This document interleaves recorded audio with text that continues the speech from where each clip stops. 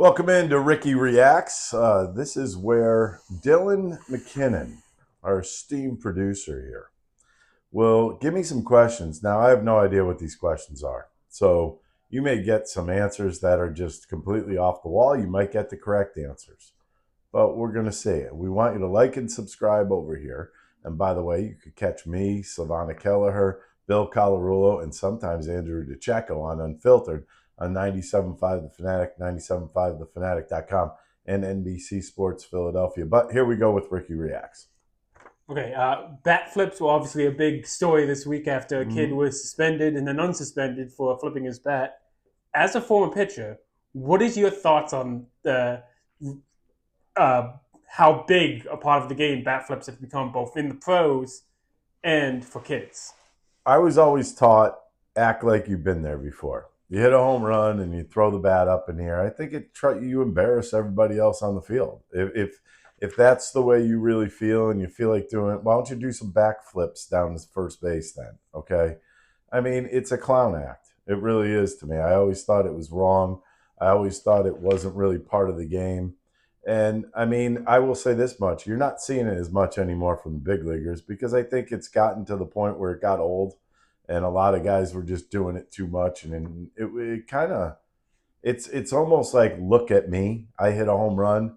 Make sure your focus is on me. Watch how far I can flip a bat, and I don't know. It's very unsportsmanlike in my eyes. And then to me, there's a bigger picture of this.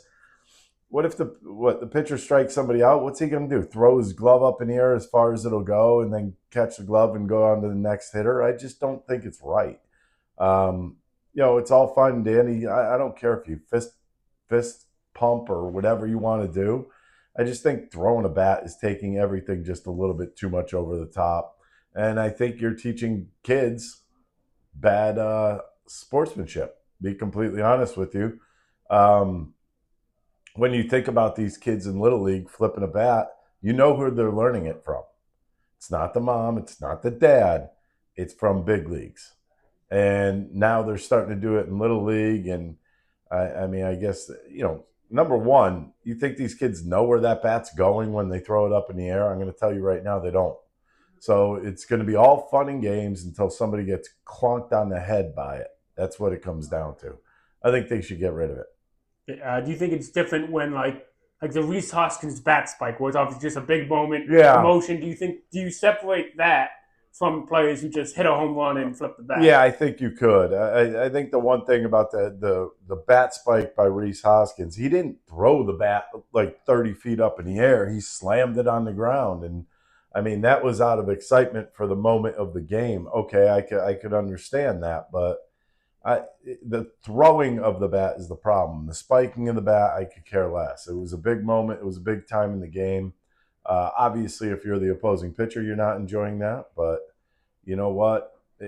When something like that happens, and it was, I mean, I think Reese did that for a lot of reasons. I think one of them was like kind of getting the monkey off of his back too at that given time. And when that ball went out of the ballpark, I think everything kind of went absolutely haywire at the ballpark, anyways. If you had to have one of your 97.5 Fanatic coworkers as an emergency contact, who would you trust? Who would you not trust? Who would I trust? Well, let's go with not trust. I'll go straight to the source. Let's go with John Kincaid. I'm not trusting John Kincaid. John might have some other agenda that day. You might have a little bit of a problem, and I got to drive all the way out there. I don't know if I can make it, and he might be asleep. Who knows? And to me, you got to go with somebody who's active, somebody who's not afraid to jump in their car. I'm gonna say, wow, this is not as easy as I thought. Definitely not Andrew. He's got a kid. He's got enough on his plate. Savannah's too young. I wouldn't go there. Connor, absolutely not. Mike, no, he wouldn't even pay attention to the phone call coming in. I got to go with Mike Vito, assistant program director. I think he'd be by his phone to answer the phone, number one. So at least you get that part down. Dylan, maybe. Dylan's a maybe. But yeah, for the most part, I would say pretty much nobody on air. That would be an absolutely no. But Andrew DeCecco would be a maybe. Now, come to think of it, I think Andrew DeCecco would be very concerned about it. And I think he might play the game. Like, go pick you up if you needed to be picked up somewhere. I'll go with those two, Mike Vito and Andrew DeCecco. No Bill? No, Bill's got kids. Okay, it's a rainy day, and it's one of the rare days where you don't have to work. Okay. How do you pass the time at home on a rainy day? What is Ricky Bo doing when he's stuck inside? Like, I'm probably cooking something up. I'll probably go to the store, pick up some ingredients, cook something up in the place, and definitely make myself a nice dinner. But it's going to be accompanied. It's a rainy day. It's miserable.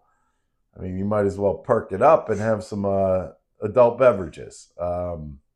So I would probably do that, and I would probably turn into a mush on the couch. So I don't think it would be very eventful. Um, I'd probably watch a lot of TV, and hopefully there's some kind of sporting event on that I could watch. If there's not, I'd probably drive myself up a wall. What is the most impressive accomplishment in all of sports? All of sports' most impressive accomplishment: single game or full season? Uh, Single game. Well, nowadays it's got to be the Ironman, the the consecutive games played by Cal Ripken. I think that doesn't happen anymore. If you get to 200, that's like a miracle in this day and age. Guys just don't do it anymore. Guys don't care to do it anymore. And the one thing that you have to realize is that certain things are hard to break. I think that one's going to be impossible to break. Also, the 56 game hit streak by Joe DiMaggio. I don't know if that will ever be broken either. I mean, the last one even come close was probably Pete Rose, and that was decades ago. So I just think it's going to be very, very hard to break those two. Okay. Who was your favorite baseball player when you were a kid? My favorite baseball player was a catcher named Thurman Munson of the New York Yankees. I don't know. I was a catcher when I was a little kid, so I thought that was the coolest job in the world. And he was the captain of the New York Yankees, which back when I was growing up, that was the team. And uh, I could just remember him play. He was a very hard nosed player. Uh, Probably learned a lot just watching him in games and on TV. Hard nosed, always stuck up for his own teammates, um, and being a captain. I think those three things kind of all play into what you should be as a teammate. Okay, and then final question. It's a big one. We all know that one of these days the world's going to end. How will the world end when it ends? Honestly, I think it's just gonna fry. I think we're all gonna act like we're in a big walk. I mean, think about this: the way the weather's going now, Mother Nature is absolutely livid with us. I mean, everywhere you look, there's flash floods going on. There's earthquakes. There's volcanoes teeing off. There's uh, think about here in Philadelphia. Our summer storms have now turned into like treacherous times to be outside because the winds are so great, the rains, the lightning is different than when I was a kid. There's a little bit of everything in that. So I think it's going to have something to do with Mother Nature. And like I said, Mother Nature's not happy with us right now. She's making sure that things are going to change or should change in our world. And I just think it's going to like heat up so much here that it's going to be like 200 degrees, and all our electricity is going to go out. Everybody's going to be struggling to get food because our food's going to be all bad because of the heat. And I think we're going to be like popcorn in oil, heated up. We're just going to all go down like that. It's going to be a big vat of oil with the water just boiling below our feet, and then just pop, pop, pop, pop. There we all go, and we just disappear into Never Never Land. That's it. Was that pretty good for you? All right, this has been Ricky Reacts. Uh, Down here, go ahead, subscribe, like. You can catch all our other shows on here on YouTube. Also, you can catch myself, Bill Colarulo, Savannah Kelleher, and sometimes Andrew DiCecco on Unfiltered, 2 to 6, Monday through Friday on 97.5 The Fanatic, 97.5thefanatic.com, and NBC Sports Philadelphia. See you.